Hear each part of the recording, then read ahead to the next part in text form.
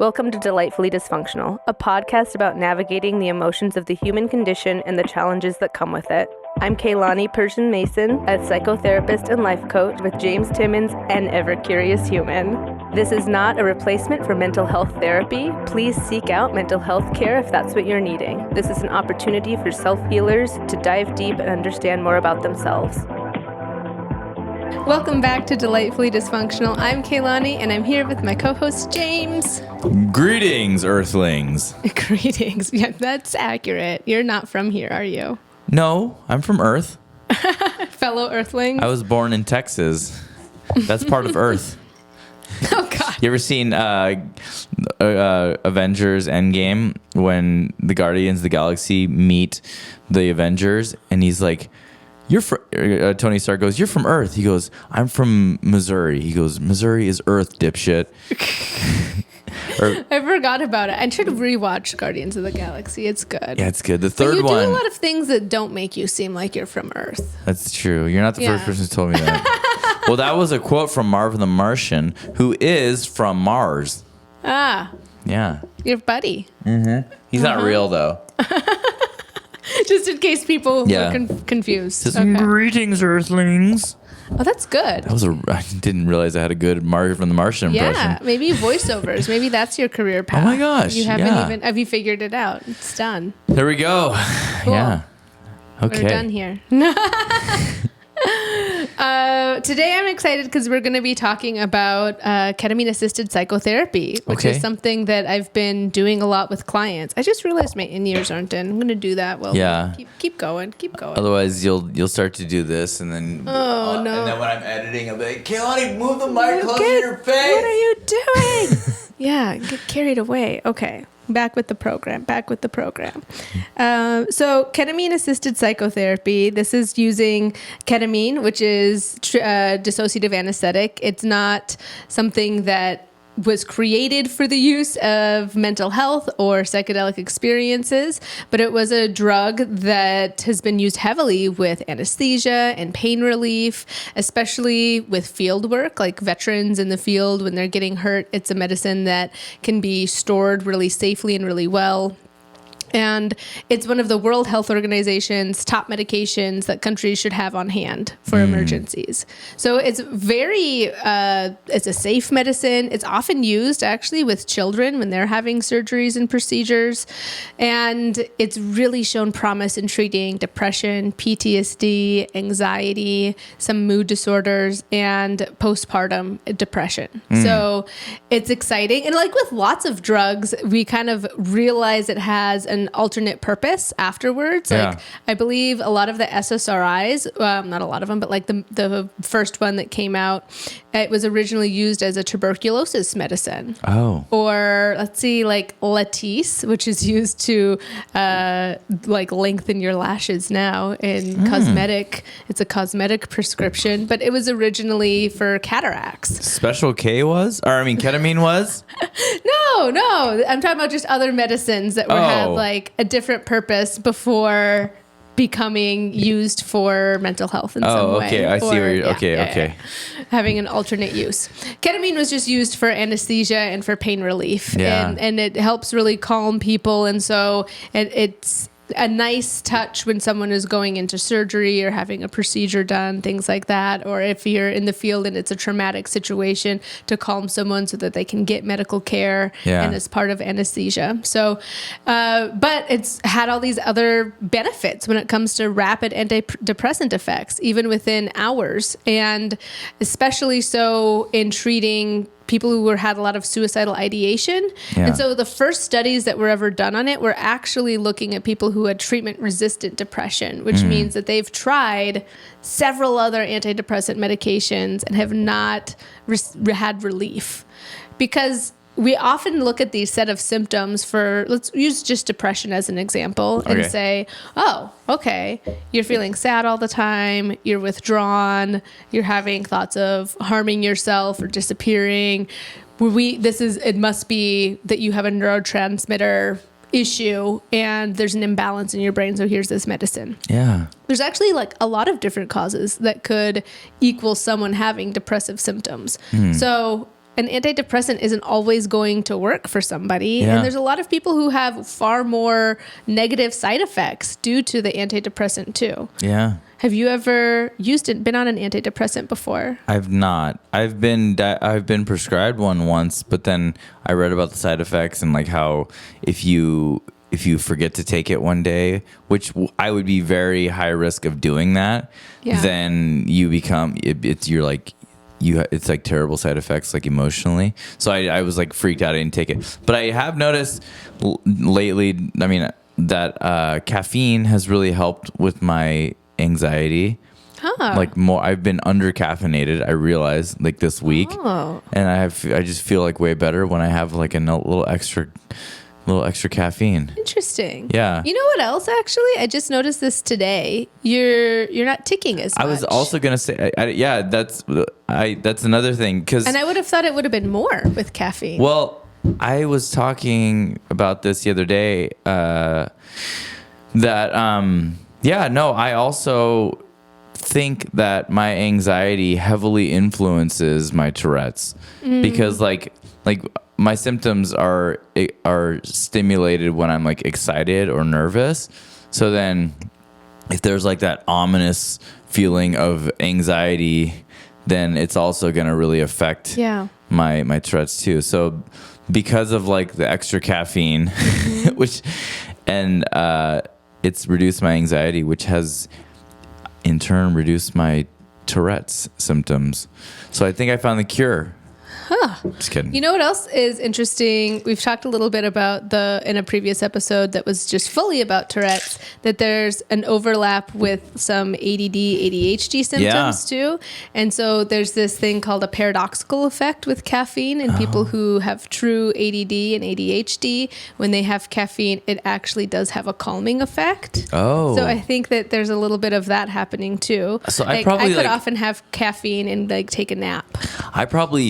I've been told by thousands of people through my life that like, James, I have never met someone who is more like obviously ADHD, and I'm like, so I've never officially been diagnosed, but I can officially diagnose you right. You can? Now. Okay, well, can you write a prescription for Adderall? I can't do that part. Okay. But that is something to trial, though. I think we were also talking about that off-camera once, that Adderall will likely increase. Although, tics, but here's the thing, though. Maybe you need to test it. I do. Yeah, you're right. Because we won't know until we know. Oh my gosh, that's interesting. Okay, so I have been on an antidepressant before in my life when I was in my 20s, and I would say that in the full range of human emotion that you can have, it kind of caps the ends. It caps the highs and it caps the lows, so it gives you a functional space. Yeah, but it isn't, I don't know, life happens when you have a range, when you get to have like the full emotional range, and our emotions are our teachers. I've said that a lot. Yeah. So I think that oftentimes people who cap those ends, they're not really experiencing as much joy as they could in life, or really able to work through some of the tasks that they have emotionally to navigate in order to heal their trauma at times. Yeah. That is me saying a very blanketed statement, because there's plenty of people who thrive really well on an SSRI. That was my personal experience. But it's not a one size fits all treatment is really the point that I'm wanting to make. And neither is ketamine assisted therapy, although I feel it has been a lifesaver for so many of the clients that I work with. Yeah. No, there's no better feeling than when you are in a place of like peace after having like found healing, and like without like in like with like a sober mind, and I know that SSRIs are really great effective tools, and ketamine. So like I look forward to the feeling of however I get there to like have like a lot of healing in places that I still have neglected. Yeah. And then being like, oh my gosh, like, this feels great. Right. And so I'd say that ketamine really allows a sense of safety, and it disrupts the default mode of just the strong neural pathway, kind of our brain's highway when it comes to habits. And it kind of allows for a reset. So if you had new, healthier habits you were wanting to adopt, it's going to be a little bit easier. You have a little bit more pause in that decision, a little bit more ability to have your hands on the steering wheel of your life. Right. And it also can influence and affect different neurotransmitters in the brain, and the GABA part of the brain that produces GABA that really produces these profound antidepressant effects. Yeah. So in one study that was done with these people who had treatment-resistant depression, so they've tried several other SSRI medications or MAOI medications, and 70% of patients had a significant improvement in symptoms within 24 hours of a single ketamine infusion. And with continued use, that still looked like 60 to 70% of treatment-resistant respondents being able to thrive, and for many of them, not be on their antidepressant medications anymore. Yeah. For many people, that's a goal. And this is a medicine that is also really, it's really wonderful for so many reasons. It's quite versatile because you can still stay on your medications, on your antidepressant medications, while you do a ketamine treatment. Oh, okay. Versus we've talked about like MDMA, and that's a drug where you cannot be on your SSRI medication. Those medicines just don't play well together. And it's, again, like rapidly reducing suicidal thoughts. That's huge. That's so profound. 55% of patients with suicidal ideation showed a significant improvement within 24 hours of treatment as well. And that's from a study in the Journal of Clinical Psychiatry, as were the others that I had mentioned. So I've had clients who have had such trauma, such just gut-wrenching trauma, and a family history of depression and anxiety that has taken lives, and they've just carried around like a ton of bricks, this feeling and this sense of wanting to peace out, and the like every day being a struggle despite good things that are in their life that they can identify. It's such a heartbreaking place to be. And with a series of ketamine assisted therapy, of having treatments and therapy in combination, and then continuing to do some booster doses afterwards, I've had clients say, who are in this predicament, I don't even know what it's like to think about taking my life. I can't even like wrap my mind around a mind who would be considering that. And that is so profound. That's what like really stepping into living your life. Yeah. That's huge. Yeah. Yeah. Well, what's crazy is like, I can relate to that, like having reached a point where you're like no longer in the mind of like being like super depressed, and then thinking like, whoa, what was I thinking? Like what, when I was in that really low point, I can't believe that I was like considering, ending it all. Right. Right. And I mean, and that's like the beauty of hindsight. But I think for all of our listeners, it's such an important message for them to hear too. Because I've been in those low places as well, and I would have missed so much good. Yeah.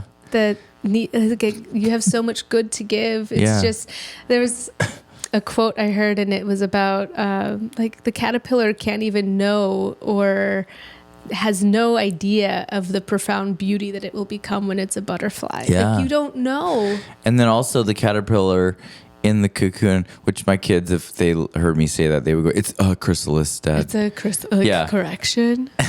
Because I don't want to like use a moth as like an inspiration, because moths are horrible creatures. Anyway, but when they're struggling in the chrysalis, they don't know. They probably don't realize like that they're gonna emerge and be able to fly at that point. You know what's funny? It's actually reminding me of a ketamine experience I had that was about all of this. I guess I'm the one who brought up the caterpillar and the butterfly, but I wasn't thinking about this particular experience at the time. But I had a ketamine experience where I was a caterpillar, and all the people in my life were kind of helping me build my cocoon. Yeah. And I was in this Chrysalis. kind of chrysalis. Thank you. In a chrysalis. And it just, I mean, that's kind of where it left off, but it was just a sense of real peace and of real healing. And it mirrored the way that I feel right now, where no, not every area of my life is perfect. That's not possible. And I'm not selling that to anyone, but I'm saying, oh, you can still find inner peace. Like, I have such peace and trust that things will work out, or that I'll be able to navigate them. It's true. Yeah. And what's crazy is that, like, when you enter into your cocoon or chrysalis, you can emerge one of two ways, either as like the grace-filled, beautiful butterfly, or you're into drugs and you're a crackhead moth. A crackhead moth? Uh-huh. Oh, God. Well, that's terrifying. That's terrifying. No. Well, I'm in the business of the beautiful butterfly. So we don't want to be a moth. See me if you want to be a butterfly. Oh, my gosh. Yeah, don't go into the cocoon. Go into the chrysalis. Go into the chrysalis. Yeah. Here's some other quotes from people that were through these studies and what they've said, or other psychiatrists or therapists. Ketamine therapy was a turning point in my life. The rapid relief from depression was something I'd never experienced with traditional treatments. And ketamine has revolutionized how we approach treatment-resistant depression. It's not just about the rapid onset, but also the sustained relief many patients experience. Dr. John Smith, who is a psychiatrist, and the mechanism by which ketamine exerts its effects are still being studied, but the results thus far are incredibly promising. Dr. Emily Brown, a neuroscientist. So there are all of these studies showing the positive effects. Let's also talk about some of the risks. So dizziness and nausea are common risk factors with ketamine. So it's suggested to fast prior to. You'll also fast from. So when I prepare someone for a session, we talk a lot about the intention that they would want to have. And there's some journaling prompts that really help them understand and give some clarity and self-awareness to what's out of alignment in your life. And what is it? How can you invite more love into your life? If you couldn't fail, if you weren't afraid of failure, what would you be doing? Oh my gosh. What would your life look like? Oh, that's just a really good question. Yeah. Let's pause on that for a second before we keep going. And then how would you feel? That's what I really love, is like, we have to invite that feeling. We talked a little bit about this last session, actually. Yeah, but and I was all depressed that day. Yeah. But if you weren't, I'm actually, I'm kind of like at a moment where, failure is like looming, and I would be faced with like, oh, well, now I have all the free time to do whatever I want, but there's no guaranteed income, which is terrifying, but it was also like my situation for 2 years, actually longer than that, 9 years. But anyway, so what I would do, oh my gosh, I thought about this recently. Actually, what I would do what was the question? The suspense, man. What would you do if there was no fear of failure? Failure wasn't going to happen. I would go dedicate your time to 40 hours a week into this. Mm-hmm. I would, and it's so stupid me saying that out loud, because it's like I could just do that, but like I would do like way more content creation, and then like way more production and all kinds of stuff. We'd have a better strategy. Yeah. We wouldn't always be behind. I mean, this is me wanting that too. Yeah. It's so if sometimes it's like pretty tight, our filming and our producing schedule. Yeah.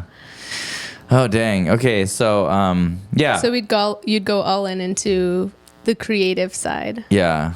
I mean, yeah, and I would. Yep, that's what I would do. Okay. Yeah, I love it. And, and just thinking through, how can we invite a little bit more of that in? Or, maybe soon there'll be a lot of it for you. We'll see. But I support you in whichever direction it goes. Thank you. And I think it's important. This is me bringing in some woo-woo, but I think it's helpful. I think if we view our life circumstances as being here to showcase the best of us, to bring out our best habits, our best self, then no matter what challenge is in front of you, it has a productive purpose. Mm-hmm. And it is navigatable. It is not always going to look the way you wanted it to. It might carry a lot of sorrow and a lot of pain, but how can we navigate it with as much alignment with our values? How can we navigate it with just the hope for our greater good and the greater good of others? Will always be a better mindset than a place of being a victim or suffering. Yeah. It's taking that back. I think when we get into a victim mindset, it can be a dangerous place. And I'm in the business of comforting people. I want to comfort them, but also let's not stay there. Yeah. Let's move through it. So that was me going off on a bit of a tangent. Okay, here we go. So also part of my preparation is telling clients, like I said, you need to fast from alcohol, from any other drug use, any marijuana. You need to fast from food for at least 4 hours, and even like limit your water intake so you don't become nauseous. And there's different routes for ketamine to be delivered into your system too. So there's IV. So if you don't mind getting a poke, then you can go to an infusion clinic, but a lot of them don't also sit with you. And so that's one thing for me. I think it's important to have someone there with you and someone who might be able to talk you through everything, has been through the experience themselves. Yeah. So that is really rapid. You notice it pretty instantaneous and start feeling some mild euphoria. Yeah. Then there's intermuscular, which I experienced at training and I'd spoken about a little bit. And that one takes effect within about 5 minutes. And through the muscle is where you're going to have the highest, the blood-brain barrier. It's going to like affect you the most. So you really are like, I've blasted off to outer space. I'm not connected to my body. I'm traveling the universe. But there are such beautiful insights that can come from that. That's where I met, what did I talk? I was talking about that experience when I came back. It's when I met baby Voldemort, Keilani. Oh, yeah. Uh-huh. And I brought her back to health. I brought her back. But you can do some really amazing parts work with that. And then what I use with most of my clients is a sublingual or oral form of ketamine. So you're swishing it. Yep. And it doesn't taste great. Tastes pretty terrible, but your mouth goes numb. You have to swish it for actually 12 minutes in your mouth. I'm familiar with that one. Yeah. And then you spit it out, and you have about a 45-minute to 1 hour experience. Ugh. So there's pros and cons, but you get to be present. You get to be in a less sterile environment and just in an office environment. And then there's also a nasal spray.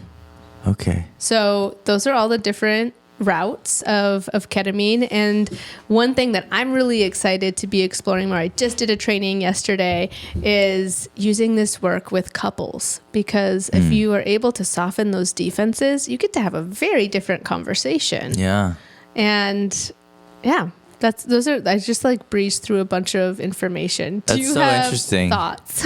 Yeah. Well, I mean, that's really, I'm curious about the couples one, or I'm fascinated because I wonder what that would be like for some couples, especially, ones that fight a lot or ones that are in like a crisis, but, and this would be something too that wouldn't just be jumped into. Each couple would be different, what the plan would be. So if it's someone who they've never been to therapy before and they're just like, I've heard of this and it's gonna fix us, give me the ketamine. We need a little bit more than that. We need a little bit more of a foundation before we jump in. And so it would look like just traditional couples counseling and some conversations about the best approach. Yeah. So we were talking off camera a little bit, but I'll share what I had learned. There's one version, and this is usually a great way to introduce the medicine to people, is for one person to be under the influence of ketamine and the other person to really act as a trip sitter in a sense, and just learning how to be present. And really it's such a caregiving and loving role. That's what I get to do when my clients are in their medicine journey, is just, I'm kind of the tuning fork. I have to make sure that where I'm at is in a good place, because it can influence the person. Even if that doesn't sound like it's the case, it really, really is. If I'm not in a good place, then it's going to influence that person's journey. And that's not what I want. So that's a really powerful role. It's very intimate. It feels really vulnerable to be under the influence of a medicine or to feel somewhat out of control. And that can be really healing to debrief after, to talk about, to open up if there's anything that comes up, and then to role reverse that. And then there's a version where both people are having a psychedelic journey, so fairly high dose of ketamine, and able to debrief afterwards. And actually, Zach and I had an experience like that was led by Dr. Sabrina Hadid. And it was really beautiful. It was a beautiful experience. His dose was a little bit too low, so I think he didn't feel the full effect, which is unfortunate. I felt great. And I felt very like it was a special thing to be having that experience with him. And then there is a version where it's a slightly lower dose, which means a psycholytic dose. And as you're kind of nearing the tail of the experience, meaning you're coming down from it, you're able to talk and work through things. So it would be discussions, it would be pre-planned and discussed about, hey, I really think we need to talk about this issue more or this issue.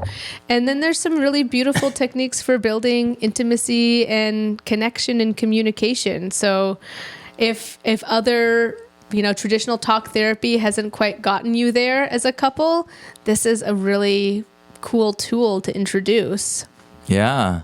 Even I just had this a thought, but I have a lot of like parents and adult children or parents and teens, and they have a real struggle in communicating. And I'm like, wow, even with like in that scenario within families, it'd be amazing to see what would come up. Yeah, it sounds like it like disarms you because, well, and the people I've mentioned this before, but I've heard from like multiple people about their ketamine experiences, and it always sounds like they get connected to their inner child, and so especially I could see like in a parent-child relationship, like that's the inner child is like so important in that one, but which then it just makes you realize just how influential and important your inner child is, that like all the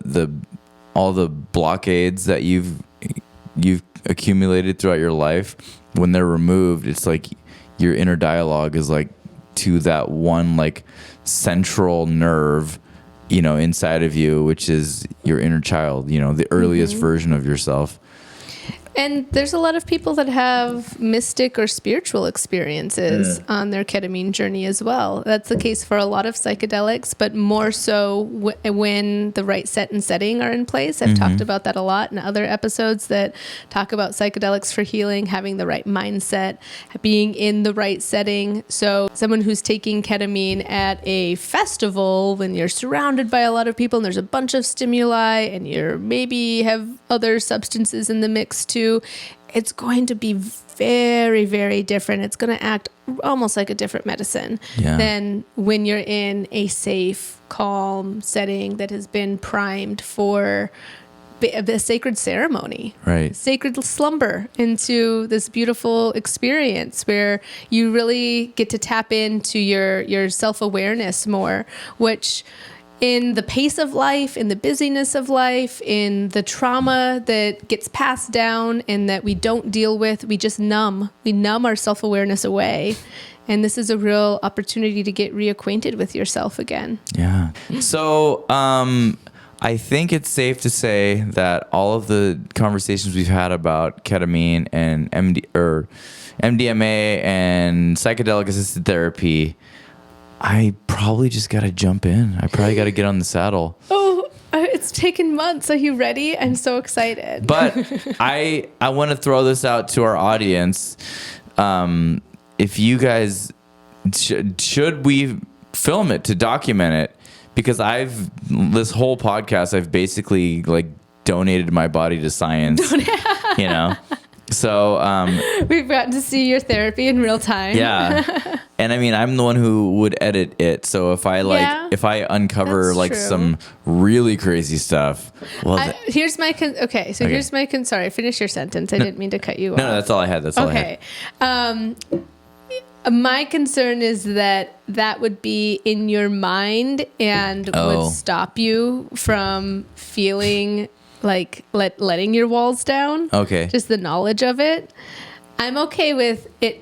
I'm okay with one being filmed down the road and a journey. I mean, it's really is all up to you either way. Well, I mean, and I would still feel like I had full power because I can remove what I want to remove in the edit, you know? That's true. And so I mean, I should give you your autonomy to make this choice. Yeah. But maybe we do it for science. Yeah. Although I wonder if YouTube would like block it because it is drug use technically. I know. I've seen other clips of people. It's usually in like an interview setting though. But honestly, what we could do is we could record. I mean, you would edit it up because otherwise, if someone's just watching it, dude, it's pretty boring. It's just like you're laying there. Yeah. I mean, some people have movement, but well, I mean, it could be like a special episode or something where like I would have clips. We could include the preparation, the session, and then some integration, and I think that would be really educational for people and give them an idea. And